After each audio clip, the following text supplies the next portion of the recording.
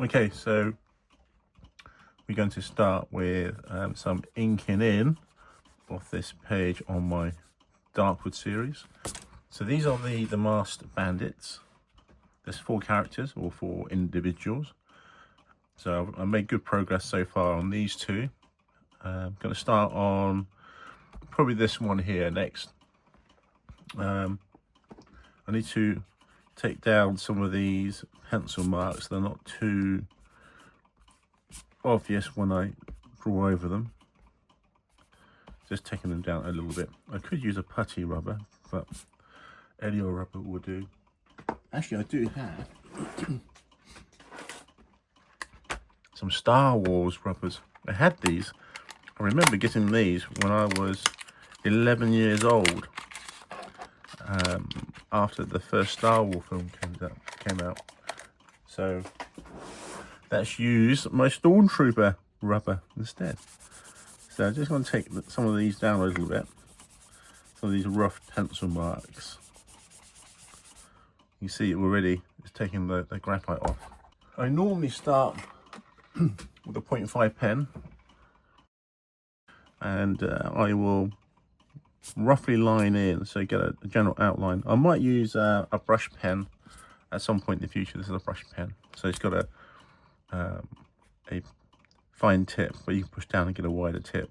I try not to use this too much. I kind of like the black, the fine liner, because you always get a little bit of white dashed in there. You can see here, this is with a brush, this is with the fine liner. The fine liner gives you little speckles of white, so I tend to prefer that. Okay, so let's go back to this guy here. I don't tend to use any reference pictures. I try and draw straight from my memory of how human shapes work, human form. May not always be right, but this is a bit of a fantasy world building series of drawings, so it doesn't matter too much whether they're accurate or not. And as time goes on, I am finding that I am referring to more accurate representation of human form, but these aren't all human, so it doesn't matter too much, to be honest with you. So the light is coming from the right hand side of the page across, although I don't tend to follow it strictly, because you will get lots of light bouncing off surfaces anyway. So it's more of a guide than anything else. Okay, so I'm going to draw in just the edges of this mask. I need to make sure. Okay, that's cutting in there. This is a shoulder strap for a cloak, so I'll make sure that's on the other side as well. This pen I'm going to replace. It's kind of broken, the tip. It seems to be splitting slightly. I need to think, and whenever you're drawing anything, you always need to make sure you understand it's a 3-dimensional object. So this is going to be in front of the mask. Okay, so in reality, the likelihood is that the mask will be in front of the cloak. I'll come back to that. It may well be that I'll change that later on. So you can see all of the masks have different facial expressions. This would be quite happy, but more clown, dark clown feel to them. So this one here, once I sketched that, it's got a bit of a sideways smirk. So let's carry on with that. Okay, so okay, that's good. And as this is wood, we can put in the individual pieces of wood that form the mask. And I'm not being too precise with this. Again, you don't need to be. It's your world. And what I'll do, I'll line these in to meet some darker strips. Sort of represent the gaps between the pieces of wood. They're not all quite uniform. And then I'll come back and fill this in later on. Okay, so that's the general mask. And this character has these big ears. Okay, let's just focus on the sword. So the sword hilt is here, kind of same angle. And we got the hand clasping the hilt, so the handle.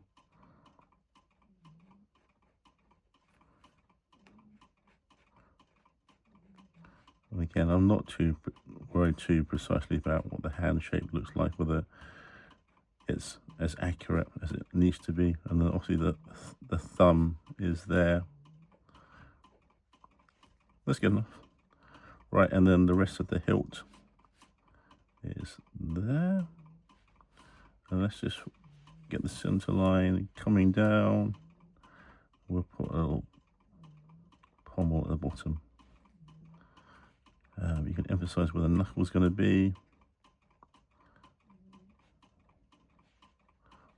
That's what I tend to do, is also look at my own hand, give a sense, which is why a lot of the characters have chunky sausage fingers. So, okay, so that character's kind of drawn in now. So I need to decide what I'm going to do with the rest of the clothing. So I might need to go back to the pencil and just line in the clothes.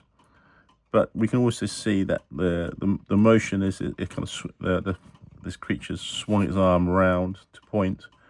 So there's a lot of motion there. So we'll definitely try and capture that motion. Might focus now on this guy in the front. He's got the musket face mask. He's going to be quite dominant in the foreground. So let's just draw that curve in, which is the top of the mask. Again, you don't need to be too precise. Right, okay, I've just turned the book around so we get a closer look at this character we've been working on. It's female in form now, and what I'm going to do is start looking at the shoulder strap. Rather than having it just plated armor, I'm going to have it with a rolled edge.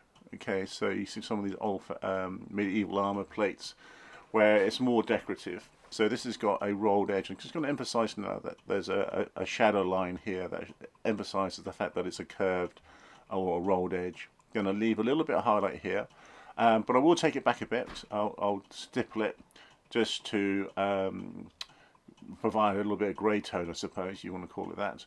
And that kind of emphasizes the fact that it's rolled and it's in shadow.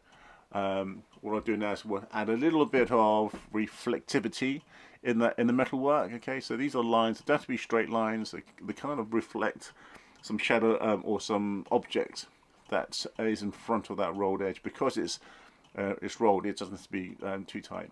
Just going to come back in and just tidy up some of these lines now. So these are the bovine ears, a little bit of hair here. I'm going to just tidy up this line of the hair.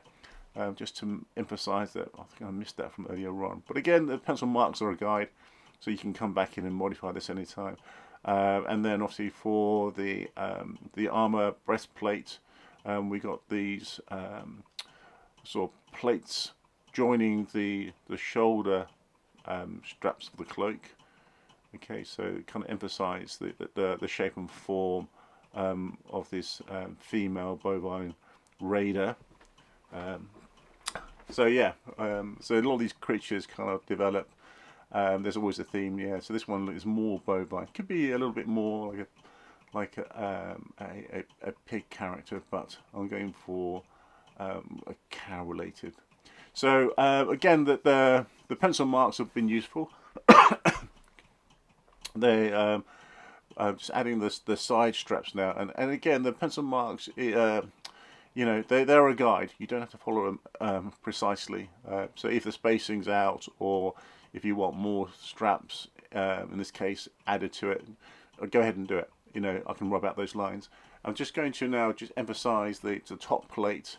Again, there's a curved form, okay, and then there's obviously it dips into the center, and then rolls out again. And although it looks a bit flat at the moment, the curved lines sort of emphasize the shape of that plate armor there, and then want to come back in later on and add some tone to the plate armor. All of the darkened shapes and shadows and the stippling will emphasize that this is a three-dimensional piece of clothing or armour in this case. Right, just quickly on this part here, I have some plated armour shown on here. But what I'm going to do, I want it rounded. So I'm going to I'm going to ignore these lines here, and then I'll start using my stippling, which helps to sort of provide a little bit of grading. So it takes the shadow from light to dark in a slightly smooth and graded manner, I suppose you could say. Excuse my English. English is my first language, but words, I lose words sometimes. Always have done. So, okay, so you can see here I've just taken a little bit of shadow back by using the stippling, and then I'll keep going down through here. What I'll probably do is to pull this back into the black. Again, a lot of three-dimensional things have different types of shadows. So, for example, in here, there could be an area that's picked up some light. So we'll leave that and we'll come back to that. And then for the rest of the rounded plate of armour, or the rounded armour on the shoulder, we'll just provide some stippling along that top edge. Okay, so now I'm just going to darken up the tone here. And again, I use the 0.5 marker pen because it does, you can see, provides little dashes of white. Because the tip's so fine, you're always going to get some white lines pushing through the black. And it helps making it slightly less flat as a tone and as a shadow. If I wanted it to be completely flat and black, I can either go over it a couple of times, different directions. But what I find is that using the brush marker is probably the best option. It's a wider coverage of the ink from the microns, and it provides a flat black. Okay, so normally get into a zone and then spend a little bit more time. I'm going through this a little bit quickly, although it doesn't really make for an interesting view, but I thought I'd just quickly show you one technique. Kind of explains why it takes me forever to get one of these drawings done. I'm going to darken this area up a little bit. We always get a little bit of light creeping around. Okay, so there you go. You can see that's the slow process. Let me put it on time lapse now, and we'll keep working through this. Right, so I hope you liked to see the process I go through. So it's taken, just doing this section here, probably an hour and a half of work. It doesn't look like it's much time, but you can forever stipple. Stippling is so addictive, but it's a great way to relax, and I quite enjoy doing this. So what I'll do, I'll work through the rest of the drawing. So I'll probably focus on this guy here next, then come back and do a lot of tidying up, and at some point it'll be finished. But I reckon probably about 30 hours of work. As you can see, I've made some progress. So I've put some structure into these breastplated armour, so it made them feel a little bit more solid, and how the light wraps around. So you can see just darken one side, and then stippled and left an area here where the light's catching. So I probably need to come in here and stipple this a little bit. And then I also need to decide what I'm doing with the straps. I quite like the straps left white, but I might just take them down a little bit so they're not so bright. So this character is pretty much done. So you can see I've also finished the face mask of this character. So all the masks are done all by one. Started working on the musket. I put a bandolier around this figure here, so he's got all these gunpowder packets or sashes. I decided to give him a little bit of a Renaissance Italian wear, where you have thick stripes and puffy sleeves. I should get some references out for some clothing from the Renaissance times, like some old paintings maybe. But so I'm going to give him this thick, it's going to be kind of blue and white, but obviously it wouldn't be blue and white in the black and white ink drawing. But for those who never experienced black and white TV, this is what colour looked like on black and white TVs. You have to use your imagination. Right, it's been another day or so, and just thought I'll let you have a quick look before I crack on and finish the rest of this drawing. But I've worked through the fabric. So as I mentioned, we're going to go for a little bit of Italian Renaissance feel with the puffy sleeves, the thick blue and white stripes on the gown, I suppose. What I've done is to actually use the same technique I do for shading, but for the dark, for the blue stripes. So blackened in using a 0.05 tip pen, and you're leaving some of the white, so some of the highlights are being picked up on the fabric. And also the dashed lines kind of represent the fibres in the fabric. I've got to work on this guy's hand. I've got a couple of options for the hand I'll go into. And then finally just the mask here, and the sleeve and the hand for this character in the foreground as well.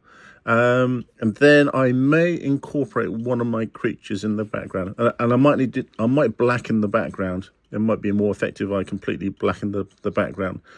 But what I might do is that when the picture's finished, I'll scan this in and try a black background scanned in before I apply it to the final drawing. So yeah, so far so good. I'll carry on and I'll check in once it's finished. Right, so very quickly before I finish this, I encountered a problem. So this character, his arm actually went across here, and I was debating what to do with the other part of the arm. I had it originally holding on to this female's shoulder, but it detracted from the pose here. And you can see here I've got Pan coming up holding a shaft or a pole, but it seems to take away completely from this character's pose. So I've dropped the arm down. You can see I dropped the arm down now. I've got a whiting pen, so I'll sort of whiting out this area here, and I'll do the same up here, and then decide whether I'm going to black out the whole image. Right, so the last thing to do is to sign.